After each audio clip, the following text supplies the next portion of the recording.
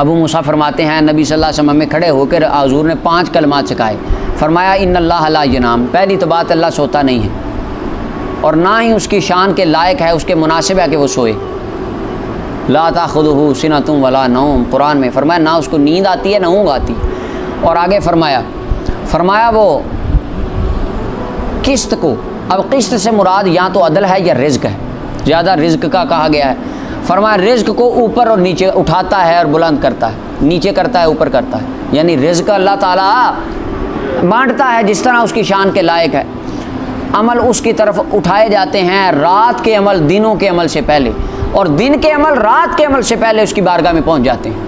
اچھا یہاں پر ایک بات چھوٹی سی بڑی قابل غور ہے کہ دن کے عمل رات سے پہلے پہنچ جاتے ہیں، رات کے عمل دن سے پہلے پہنچ جاتے ہیں. یہاں پر کہتے ہیں اشارہ اس بات کی طرف ہے کہ اللہ کی بارگاہ میں کوئی چیز پہنچتے وقت دیر نہیں لگتی. کس طرح؟ اگر عقلی طور پر دیکھا جائے تو ہر ایک آسمان، یہاں سے آسمان کا فاصلہ کتنا ہے؟ 500 نوری سال. دنیا کے سال اوپر والے 500 سال پتہ کتنے بنتے ہیں؟ اس کی کوئی تعداد دنیا پہ نہیں ہے. اور ایک آسمان کی موٹائی اتنی ہے، مولا علی قاری نے ساری باتیں لکھی، اور ایک آسمان سے دوسرے آسمان کا پھر فاصلہ 500 سال.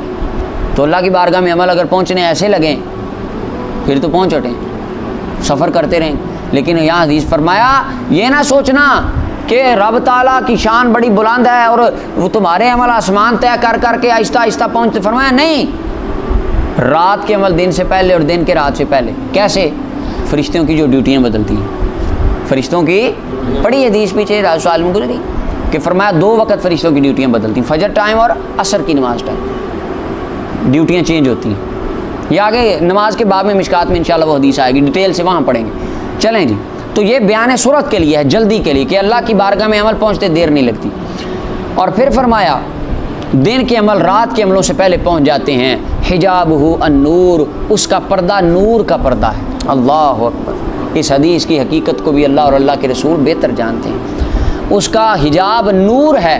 لو کشفہ لاحرقت سبحات وجہہ، فرمایا اگر وہ اپنے نور کا ایک حجاب کھول دے، اس کے جلوہ قدرت اور اس کی ذات کے نور سے کل کائنات جل کے ہلاک ہو جائے.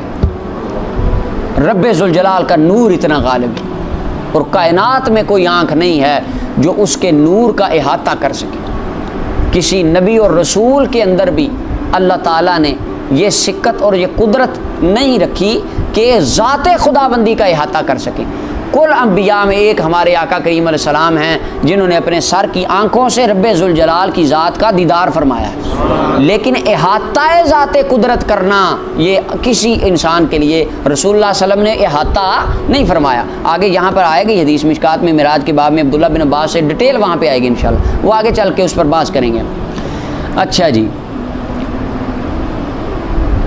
جہاں تک اس کی مخلوق میں سے اس کی روشنی جائے، بصارت جائے، نگاہ مبارک اٹھے، کائنات کی ہر شے جل کے راکھ ہو.